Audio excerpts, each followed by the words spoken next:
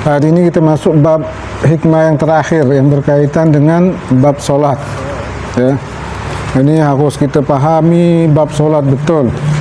Karena di dalam hikmah ini hal-hal yang belum pernah kita dengar itu ada dalam hikmah-hikmah ini. Jadi kita harus pahami sehingga apapun yang Allah tetapkan di dalam solat ini tidak mengganggu solat kita. Kita tidak merasa terbebani. Allah mewajibkan kita tidak berban, Allah tentukan waktunya kita bersyukur sama Allah. Apapun yang Allah tetapkan dalam solat, seharusnya kita bersyukur, karena ketentuan itu ada hikmah yang besar ya, dari ketentuan-ketentuan atau ketetapan yang Allah tetapkan di dalam solat. Semua hal harus kita syukuri ya. Sehingga kalau kita bisa mensyukuri semua, solat itu tidak menjadi beban lagi. Kita bisa menikmati solat tersebut. Dan ini hikmah yang terakhir dari hikmah yang berkaitan dengan bab solat. Yang lain udah semua kan? Ini yang terakhir, betul, dua hikmah lagi. Ya? Ya, baca dua hikmah lagi. Ya, dua hikmah yang terakhir. Bismillahirrahmanirrahim. Qayadat ta'ati bi'ayanil awqat kaila yamna'aka anha wujudut taswif.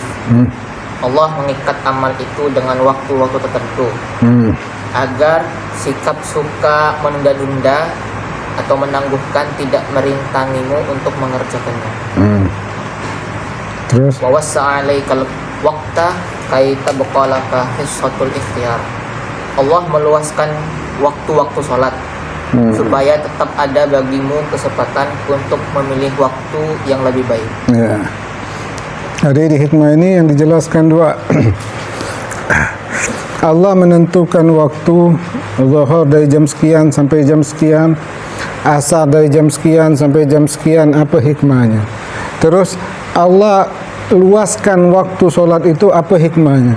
Zuhur ini mungkin 2 jam, sekitar 2 jaman lah waktu ke asar, ya kan? Zuhur sekitar 2 jam lebih ke asar. Padahal solat tu 5 menit. Kenapa dikasih waktu ruang yang banyak?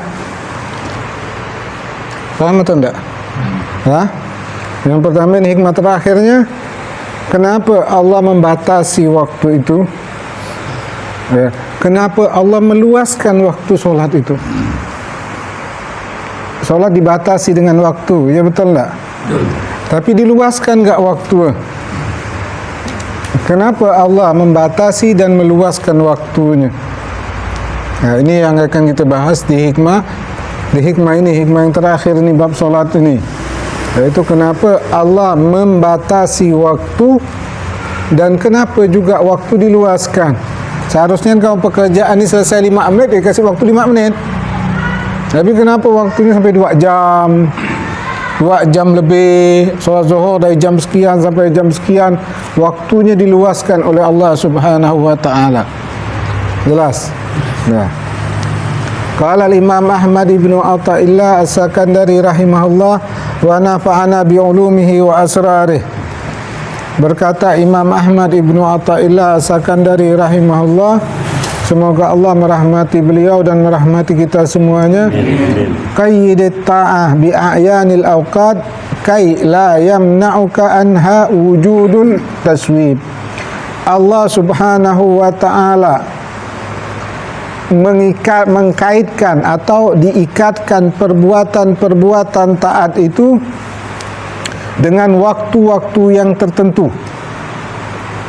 Allah mengikat perbuatan-perbuatan taat itu dengan waktu-waktu yang ditentukan. Apa sebabnya?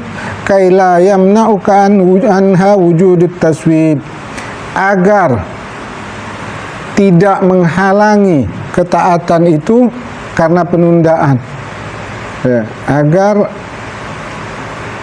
ketaatan itu tidak terhalang karena sifat penundaan yang ada pada kita. Jelas.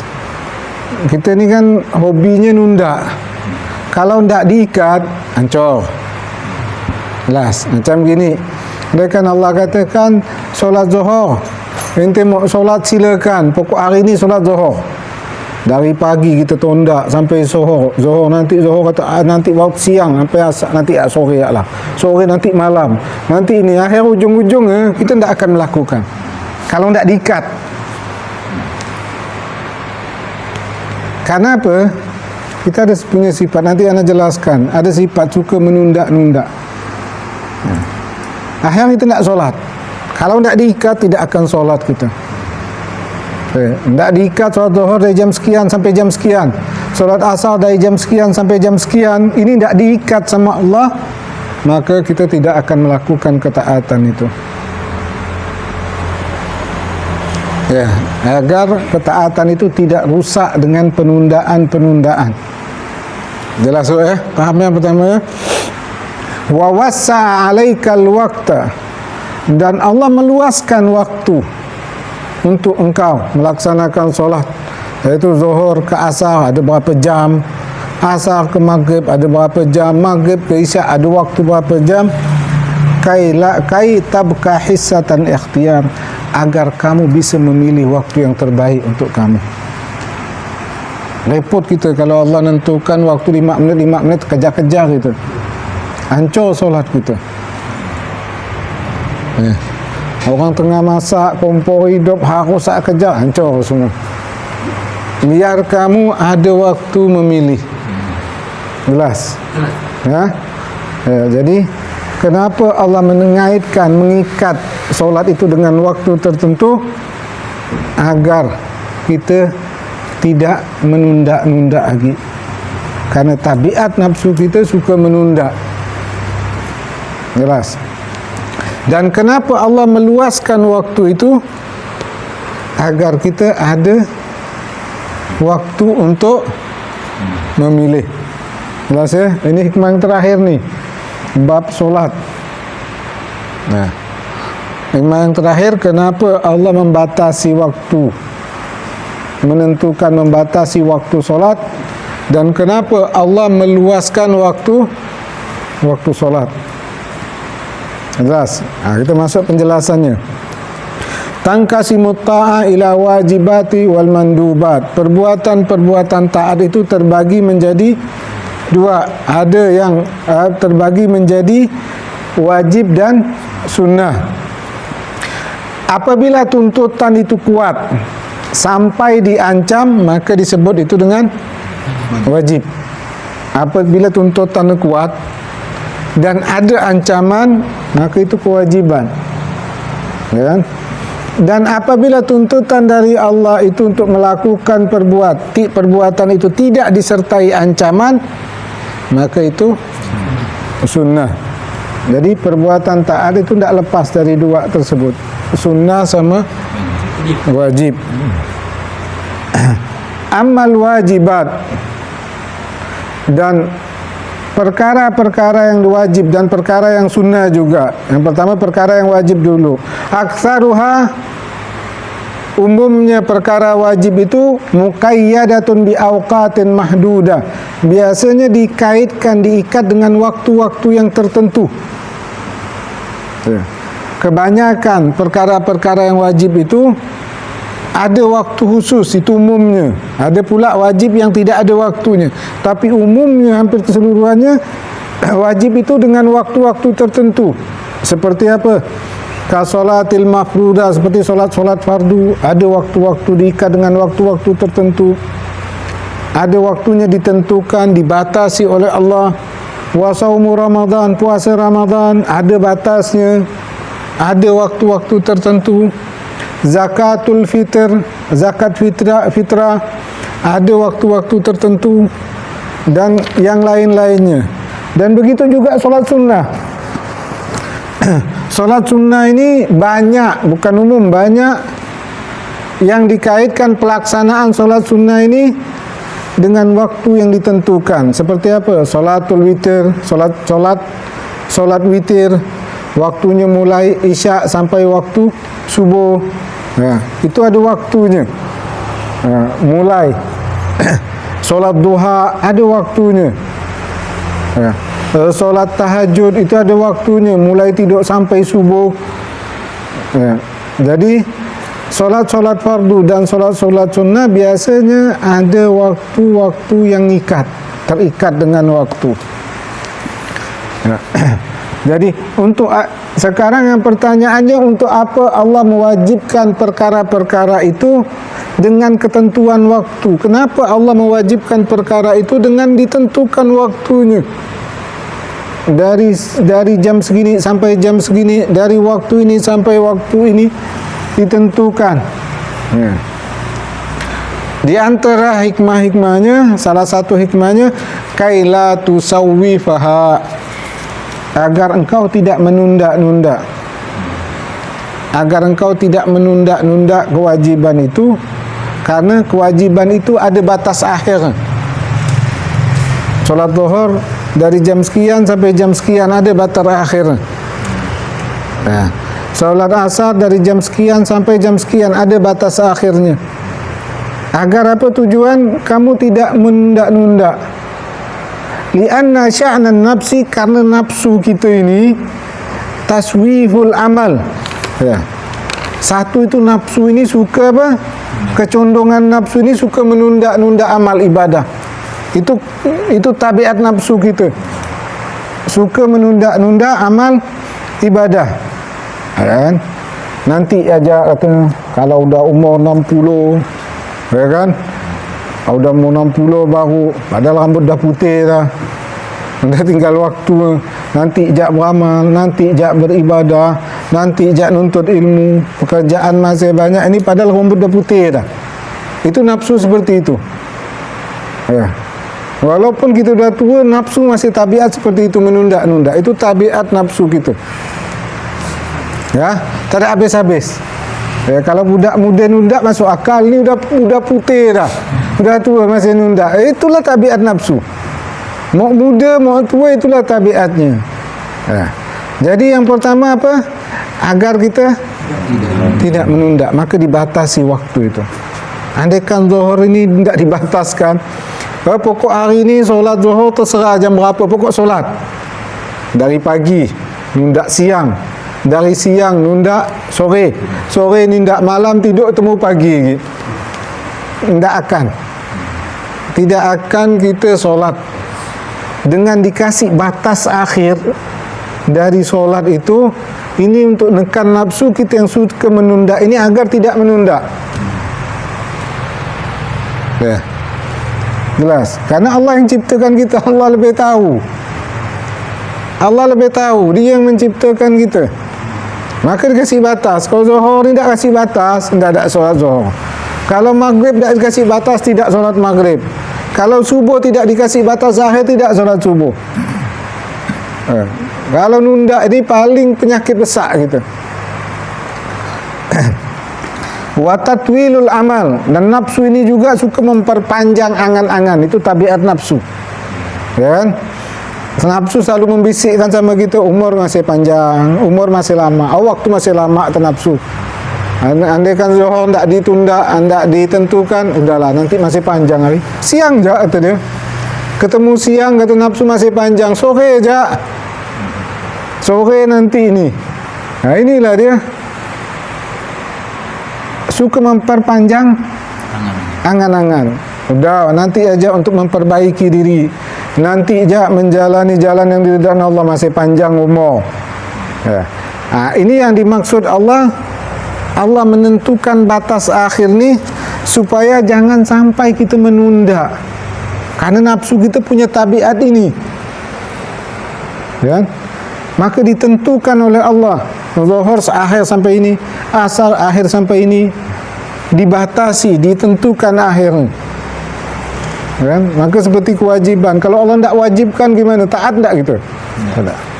Kalau Allah tidak membatasi waktu, solat tidak gitu? Tidak. Jelas? Hah? Allah mewajibkan untuk kita. Allah membatasi waktu pun untuk kita. Kalau Allah tidak buat ketentuan-ketentuan seperti ini, kita tidak akan pernah taat sama Allah. Kalau Allah tidak mewajibkan, tak mungkin gitu taat. Wajib gak masih tinggal? Apa gitu disunnahkan? Kalau Allah tidak membatasi waktu solat 5 waktu ini, ya ilaha illallah, kita tidak solat 5 waktu.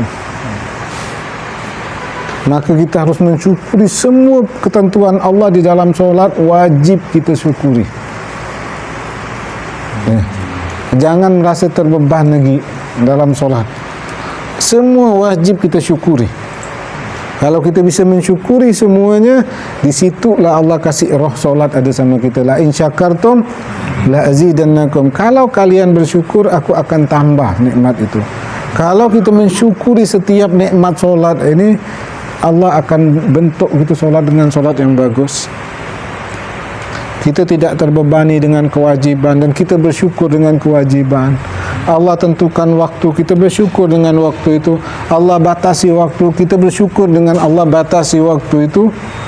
Maka akan Allah tambah sehingga kita bisa menggunakan waktu kita dengan sebaik-baiknya. Jelas? Nah, karena kalau menunda-nunda ini ujung-ujungnya meninggalkan. Awal menggampangkan loh, gampang. Ujungnya tinggal. Ini penyakit menunda. Dan itu tabiat nafsu. Itu tabiat nafsu. Menggampangkan lo, habis itu meninggalkan. Allah tidak mau kalian meninggalkan taat. Allah batasi waktu sholat itu. Nah, apa lagi kurang kasih sayang Allah sama kita? Apa lagi tidak mau kita syukuri nikmat Allah? Ya, padahal Allah tidak perlu sama solat kita. Yang untung kita juga masih lagi dijaga istilah sedetail itu dia Allah jaga itu. Sayangnya Allah sama kita. Jelas. Falau tarakat ma'a ikhtiyariha ma tawajjahat gad ila rabbiha. Jikalau nafsu ini dibiarkan dengan pilihannya, tidaklah dia akan berhadap kepada Allah selama-lamanya. Ya kan? Kalau nafsu ini dibiarkan dengan pilihannya, dia tidak akan pernah berhadap dengan Allah selama-lamanya. Kalau nafsu ini dibiarkan selama-lamanya, dikasih dengan pilihan, dia akan beribadah. Karena nafsu ini nanti besok aja, nanti lusa aja. Kalau dibiarkan, tidak ditekan nafsu ini, tidak dibatasi waktu ini, selama-lamanya orang itu tidak akan pernah berhadap kepada Allah. Kalau nafsu dikasih pilihan sama Allah, andaikan Allah ngasih pilihan, ente mau solat zuhur kapan aja, bila waktu, silakan. Tidak dibatasi waktu solat itu, silakan. Mau solat maghrib, silakan, pokok solat, tidak dibatasi waktu. Selama-lama kita tidak akan solat 5 waktu. Kenapa kita ada solat 5 waktu? Karena solat itu dibatasi. Zuhur sampai jam sekian, maghrib asar sampai jam sekian, ya kan? Maghrib sampai jam sekian, isya sampai jam sekian, subuh sampai jam sekian. Kalau tidak ada batas akhir nih, solat tidak gitu. Maka dikatakan walau turikat ma'akhtiyar, ya, jikalau dibiarkan nafsu itu dengan pilihannya, maka selama-lamanya dia tidak akan pernah berhadap kepada Allah. Selama-lamanya dia tidak akan menghadap kepada Allah. Kalau Allah biarkan pilihan kepada diri kita, kita boleh memilih nak solat zuhur bila pun, boleh memilih solat asar bila pun, boleh memilih solat maghrib bila pun, solat subuh bila pun, kita tidak akan solat selama-lamanya. Jelas? Ya. Kalau ini dibebaskan, apa yang terjadi? Karena itulah Allah Subhanahu wa ta'ala mewajibkan dengan membatasi waktunya, agar sifat menunda yang ada pada nafsu kita ini tertahan, ya. Supaya jangan ada penunda. Ruya anna aktsara siyahi ahli nar minat taswib. Diriwayatkan bahwa kebanyakan teriakan penghuni neraka itu akibat mereka menunda-nunda. Isi neraka itu, kebanyakan isi neraka, jeritan penduduk neraka itu disebabkan apa? Sebabkan karena penundaan. Ya, orang masuk neraka umumnya karena menunda ibadah, ya kan? yang akhirnya mati, tidak sempat lagi tobat, tak sempat mengqada ibadah-ibadah yang wajib, tidak sempat membereskan kezaliman yang dia buat, tidak sempat lagi karena penundaan, karena selalu ditunda-tunda. Mati, masuk neraka. Isi penduduk neraka itu, kata Rasul sallallahu alaihi wasallam, umumnya isinya jeritan-jeritan penduduk neraka itu karena penundaan. Kalau tidak ada sifat menunda, sepi neraka itu. Jadi isi umumnya penduduk neraka itu isinya karena penundaan. Nanti aja. Di dalam hadis disebutkan Rasul sallallahu alaihi wasallam bersabda, "Iza asbahta fala tantaziral masa, wa iza amsayta fala tantaziral sabah." Kata Nabi sallallahu alaihi wasallam, apabila kamu berada di waktu pagi, jangan engkau merasa bahwa umur kamu bisa sampai sore hari. Kalau kamu berada di sore hari, jangan kamu merasa umur kamu bisa sampai di pagi hari. Supaya apa? Supaya kita tidak menunda-nunda. Kalau sifat menunda ini tidak ada sama kita, banyak kebaikan yang kita lakukan, banyak keinginan-keinginan yang baik dari kita hilang itu karena sifat penundaan gitu. Pengen ini nanti lo hilang, pengen ini nanti lo hilang. Maka dikatakan ulama, kalau kamu tulis setiap kebaikan-kebaikan, akan banyak kebaikan yang ingin kita lakukan, dan hancur banyak kebaikan itu disebabkan penundaan. Hancurnya kebaikan yang ada di hati kita umumnya itu karena penundaan. Andaikan, kata ulama ini, kita tidak menunda, luar biasa derajat kita di sisi Allah. Pengen ngaji nanti aja, pengen belajar nanti aja, pengen zikir nanti ya, pengen selawat nanti aja, pengen ini, pengen banyak keinginan baik yang hancur karena sebab penundaan. Mau tobat nanti ya, mau ini nanti aja, mau ini nanti aja, akhir mati, habis, selesai. Ya. Karena dunia ini tempat beramal, akhirat tempat balasan. Kalau sudah mati tidak ada guna lagi. Maka penyesalan mereka, dia bilang, ya Allah, berikan aku satu hari gak hidup, akan aku guna sebenarnya. Tidak ada guna dah. Ya. Wa khudh min hayatika limautik. Ambillah kesempatan waktu hidup ni sebelum engkau mati. Kemudian wa min sehatika lisaqamik, dan kesempatan waktu sehat untuk masa sakitmu. Ini yang harus kita perhatikan. Kalau udah sakit baru nyesal, tak bisa lagi nuntut ilmu, tak bisa lagi solat jamaah, tak bisa. Dari dulu pengen, waktu sehat tak ingat, gitu sakit barulah, tak ada guna, tak ada guna. Apa sebab tak ada guna? Tak udah bergerak, kau udah tak bisa bergerak dah. Mau belajar, mau solat, dah tak ada gunanya. Dan tak ada faedah. Tetapi kalau waktu sehat kita gunakan, andaikan kita waktu sehat, kita rajin belajar, kita rajin salat jamaah, kita rajin salawat, rajin zikir, rajin pergi pengajian, gitu sakit, kita tak bisa, pahala tetap mengalir. Pahala tetap mengalir. Macam gini, orang kerja, dia rajin kerja, waktu dia sakit, gaji tetap tak dikasih. Dikasih tetap. Ini waktu sehat tak kerja, waktu sakit mau kerja, dicampakkan orang. Apa lagi guna? Tak akan ada orang mau gaji dia. Tak akan ada orang mau gaji kan? Waktu kau sehat kau tak mau kerja, waktu kau sakit kau mau kerja, mampus kita orang. Tapi kalau waktu sehat kita kerja, waktu sakit kita panen dari waktu sehat kita. Andaikan waktu sehat kita rajin belajar, rajin solat jamaah, rajin pergi majlis, kemudian Allah beri sakit, kita tak perlu majlis lagi, pahala majlis itu dapat. Kita tak perlu lagi masjid, udah sakit, udah terletaklah situ, tak usah lagi ke masjid, pahala jamaah kita dapat. Apapun yang kita lakukan waktu sehat, ketika kita sakit, pahala kita dapat. Karena kita meninggalkan karena uzur. Maka dikatakan wa min sahhatika, dan ambillah kesempatan waktu sehat untuk waktu sakit kamu. Jangan waktu sehat tak melakukan, waktu sakit mau tak ada guna. Tidak manfaat, la yanfa kata. Maka dikatakan litaubih, orang seperti ini dicela aja. Dulu waktu bisa berjalan tak ada mau ke masjid, waktu bisa berjalan tak mau majlis taklim, gitu kena stroke baru pengen, tak ada guna, tak ada faedah, tak ada faedah, tak dapat apa-apa. Keinginan itu tidak akan dapat apa-apa, tak ada, tak akan dapat apa-apa. Yang dapat tu orang yang sehat, apapun kegiatan di waktu sehat dia, dan dia terhalang karena sakit dia akan tetap nuai sampai dia mati.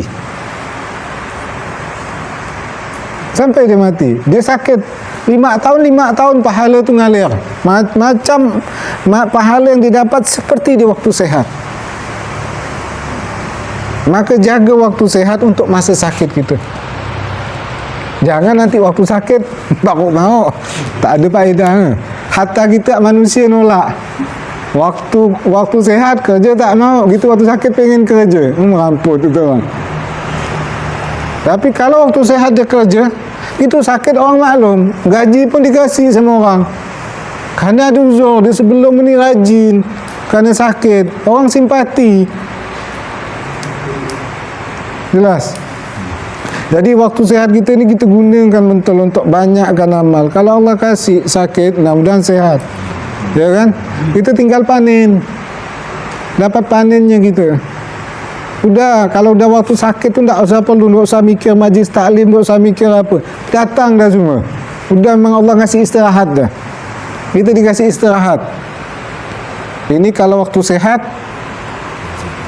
dia melakukan aktivitas yang baik. Kalau udah sakit tak ada guna. Banyak orang sadar kan udah kena sakit, padahal tak ada faedah. Bukan istilahnya taubat tak terima, penyesalan itu tak berbuah lagi. Dia mau taklim tak dapat faedahnya lagi. Bukan taubatnya, bisa je taubat, cuma keinginannya tu tak berbuah, tak ada buahnya lagi dah. Mau majlis taklim tak dapat apa-apa lagi, mau pengen tak dapat apa-apa lagi. Jelas.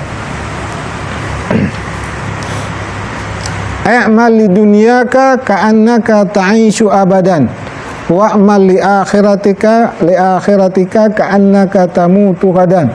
Ini pola pikir ini harus benar ni. Banyak pola pikir salah di sini.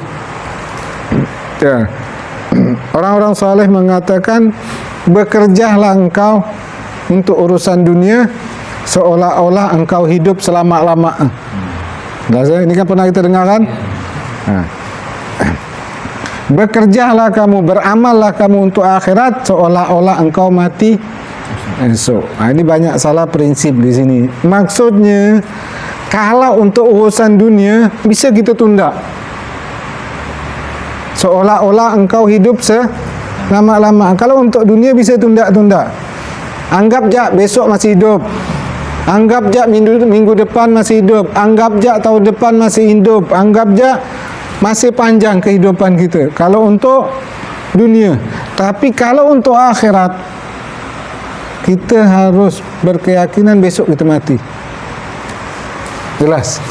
Jadi andaikan ada pekerjaan dunia, hari ini tak sehat, udah istirahat. Mungkin besok insya-Allah masih ada waktu, lusa masih ada waktu.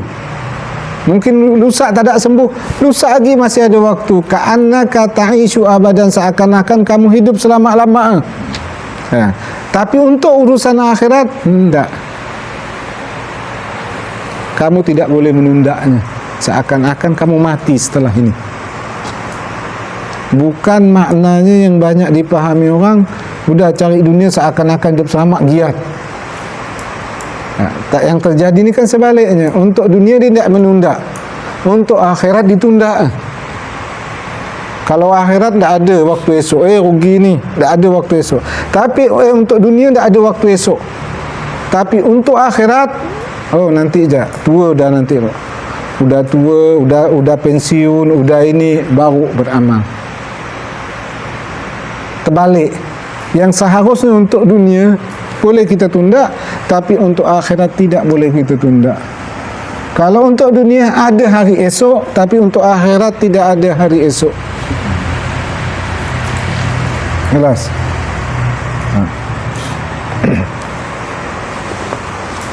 Kemudian yang kedua, wa wassa'a 'alaikal waqt.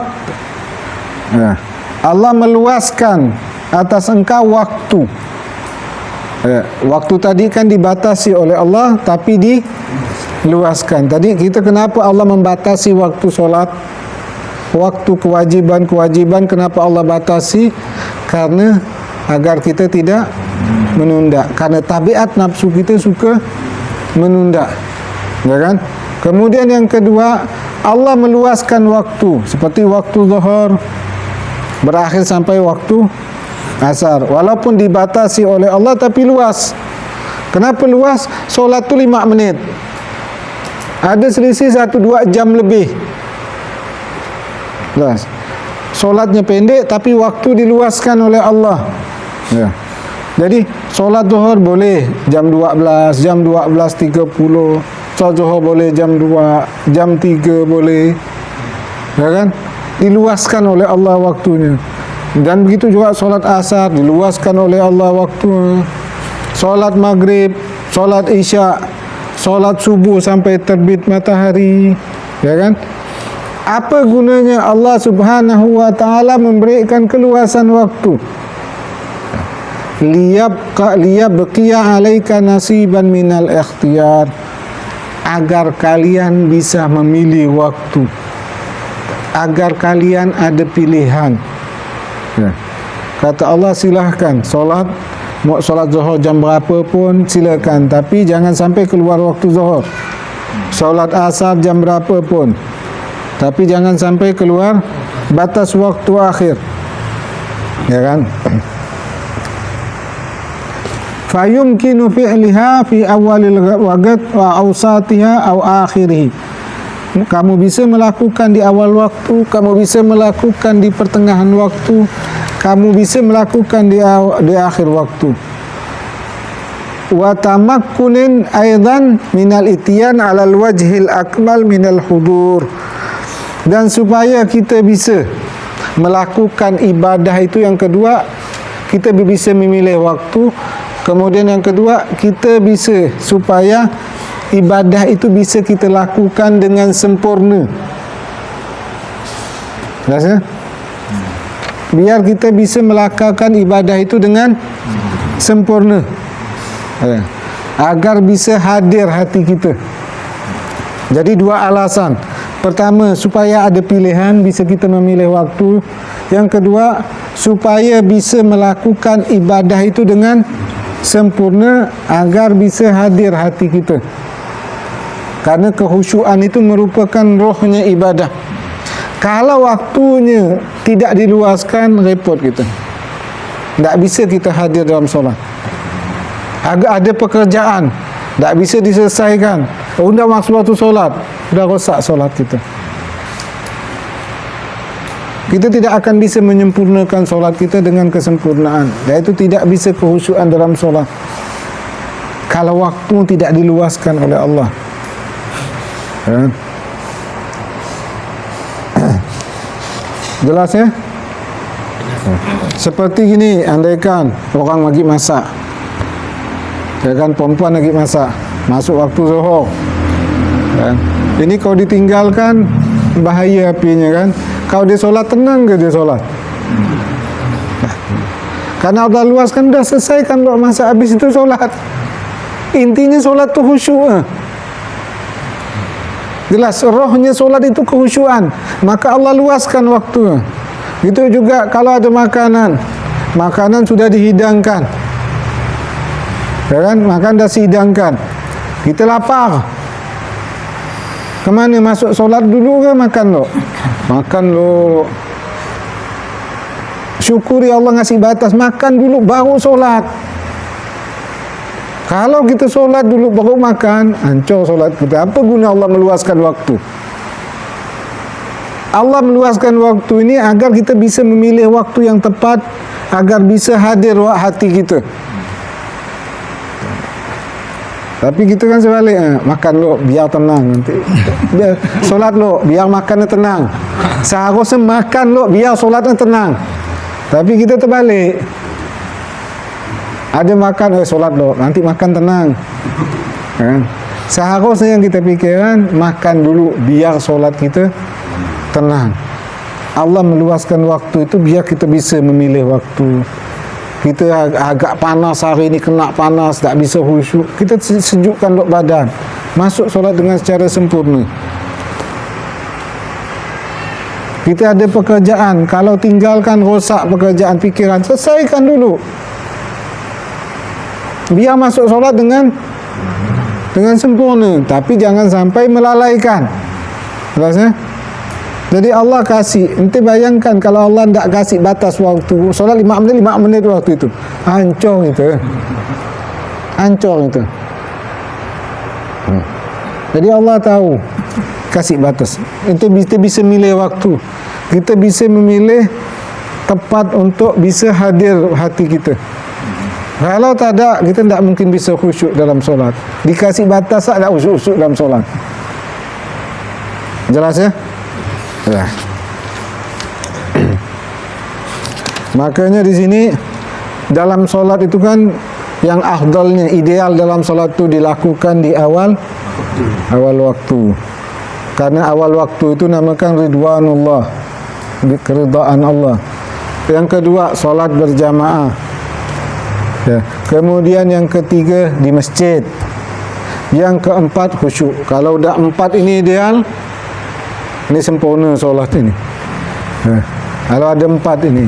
Tapi kalau berbenturan di antara 4 ini, yang mana kita utamakan? Yang keempatnya khusyuk. Kita mau solat awal waktu, makan udah ada, perut lapar. Kita solat awal waktu ke lebih utamakan solat awal waktu ke atau khusyukan? Khusyuk yang dipilih. Andaikan berbentuk 4 ni, yang mana yang kita pilih? Yang keempat. Karena khusyuk itu rohnya solat. Maka Nabi katakan kan, kalau kita solat, kalau kita jalan, azan orang dah berdiri solat, jangan kita bekerja, santai ya jalan. Santai ya jalan, jangan kita bekerja. Santai aja. Solat kerja tak usah. Santai aja. Kalau dia sudah solat 2 rakaat, kita lanjutkan santai aja. Kalau kita bekerja merosak solat tu, gitu sampai ke sana udah poso-poso, Allahu Akbar, apa guna lagi? Apa faedah? Rohnya dah tak dapat dah. Roh solat dah tak dapat dah. Santai aja. Jalan seperti biasa. Atur nafas yang bagus. Gitu sampai masjid, belum wudu dulu. Rosat kejar-kejar, rosat kejar sana, kejar ni tak usah. Biar kita masuk dalam solat itu tenang. Makanya kalau 4 ini berbenturan, yang utama kan di mana? Khusyuk. Jelas. Karena itulah Allah meluaskan waktu itu untuk khusyuknya. Kenapa Allah meluaskan waktu? Untuk khusyuk. Macam tadi kan makan. Solat awal waktu atau makan dulu? Makan lo. Allah meluaskan waktu ini untuk khusyuk. Kenapa kita sempitkan? Jelas. Ya. Ya kan kita dah hukum kan makan lo. Ada makan lo. Tenangkan lo biar masuk solat tu nyaman. Biar tenang masuk solat. Ya. Jelas ya, jadi idealnya solat 4. Tapi kalau berbenturan, apa yang kita lakukan? Ambil yang keempat. Kalau berbenturan, ambil yang keempat. Nah.